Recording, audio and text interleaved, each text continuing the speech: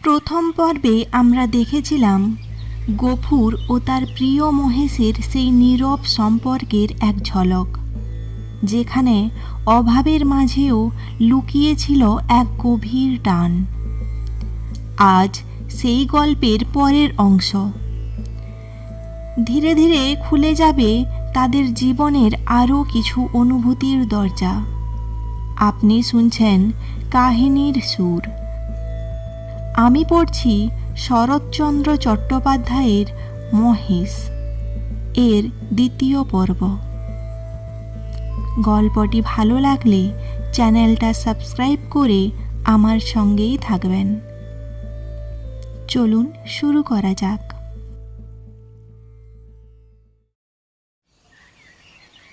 পাঁচ সাত দিন পরে একদিন পীড়িত গফুর চিন্তিত মুখে দাওয়ায় বসেছিল।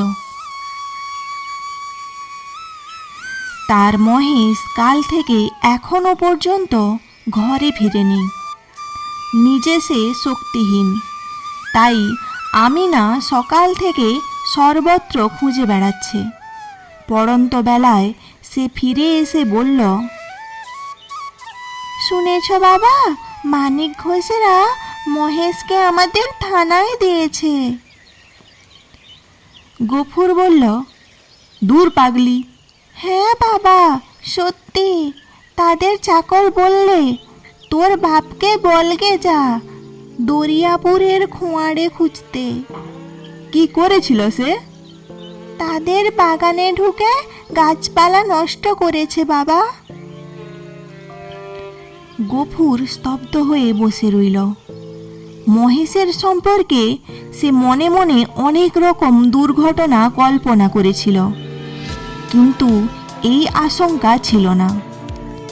সে যেমন নিরীহ তেমনি গরিব, তাই প্রতিবেশী কেউ তাকে এত বড় শাস্তি দিতে পারে এই ভয় তার হয়নি। বিশেষ করে মানিক ঘোষ। গোব্রাহ্মণে ভক্তি তার এ অঞ্চলে বিখ্যাত। মেয়ে বলল, বেলা তো পড়ে এলো বাবা, মহেশকে আনতে যাবে না? গফুর বলল, না। কিন্তু তারা তো বলল 3 দিন হলেই পুলিশের লোক তাকে গোহাটায় বেচে ফেলবে। গফুর বলল, ফেলুক গে। গোহাটা জিনিসটা ঠিক কি আমিনা তা জানতো না, কিন্তু মহেশের ব্যাপারে এ নাম শুনলেই তার বাবা কেমন অস্থির হয়ে উঠত। এটা সে বহুবার দেখেছে। কিন্তু আজ সে আর কিচ্ছু না বলে আস্তে আস্তে চলে গেল। রাতের অন্ধকারে লুকিয়ে গফুর বংশীর দোকানে এসে বলল, খুড়ো, একটা টাকা দিতে হবে। এই বলে সে তার পিতলের থালাটা বসার মাচার নিচে রেখে দিল। এই জিনিসটার ওজন ইত্যাদি বংশীর খুব পরিচিত। বছর 2 মধ্যে সে প্রায় 5-6 বার এটা বন্ধক রেখে একটা করে টাকা নিয়েছে, তাই আজও আপত্তি করল না। পরের দিন যথাস্থানে মহেশকে আবার দেখা গেল। সেই বাবলাতলা, সেই দড়ি আর সেই খুঁটা, সেই ঘাসহীন ফাঁকা জায়গা, আর সেই ক্ষুধার্ত কালো চোখের ভেজা উৎসুক দৃষ্টি।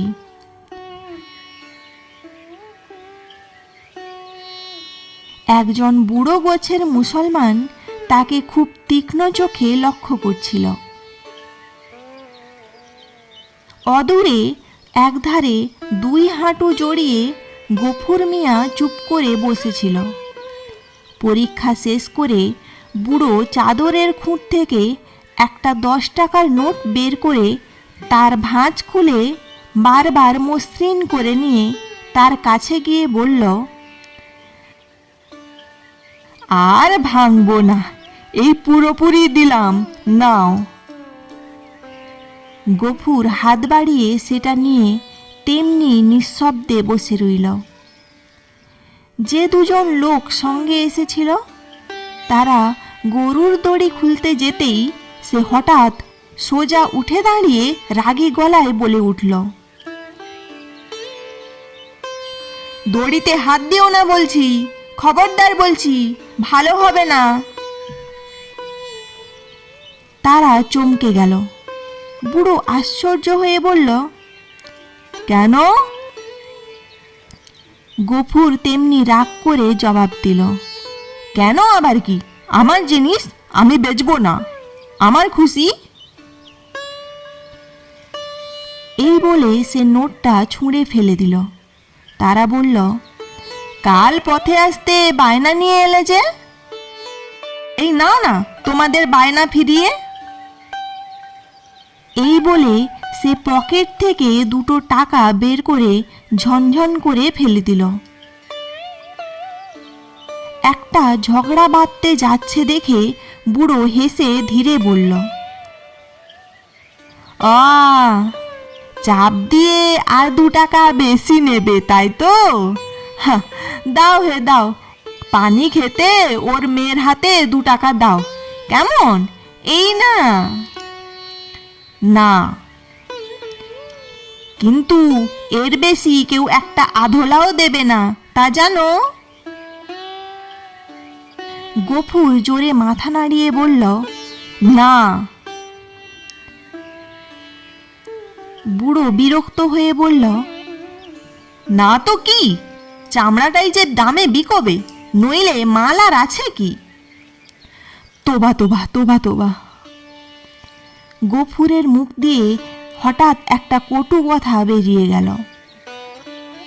পরক্ষণেই সে ছুটে গিয়ে নিজের ঘরে ঢুকে চিৎকার করে বলতে লাগলো, 10-15-র মধ্যে যদি তারা অবিলম্বে গ্রাম ছেড়ে না যায় তবে জমিদারের লোক ডেকে জুতো পেটা করবে।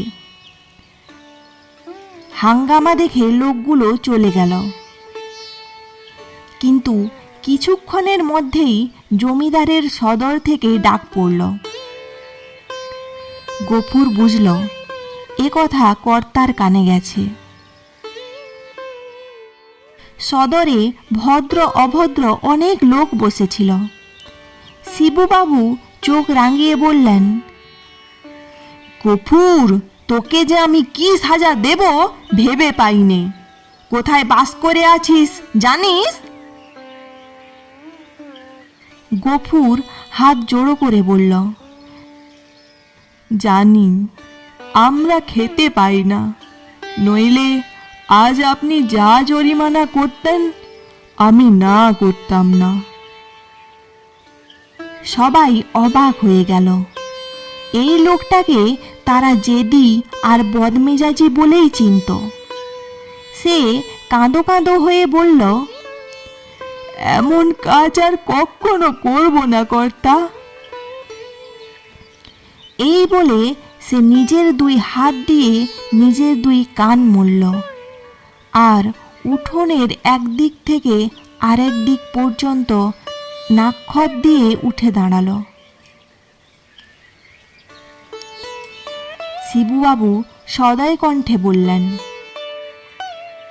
আচ্ছা, যা যা হয়েছে, আর কখনো এসব মতিবুদ্ধি করিস না। এসব কথা শুনে সবাই শিউরে উঠল।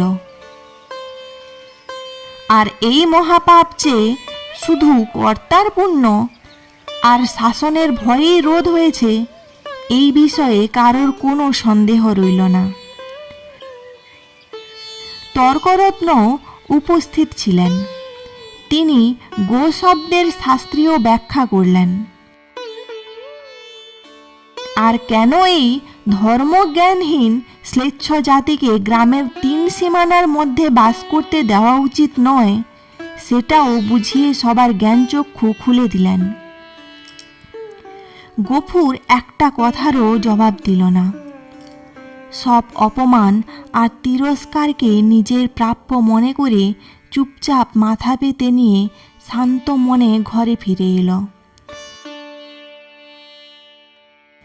প্রতিবেশীদের বাড়ি থেকে ফ্যান চেয়ে এনে মহেশকে খাওয়ালো, আর তার গা, মাথা আর শিঙে বারবার হাত বুলিয়ে অস্পষ্ট স্বরে কত কথাই বলতে লাগলো।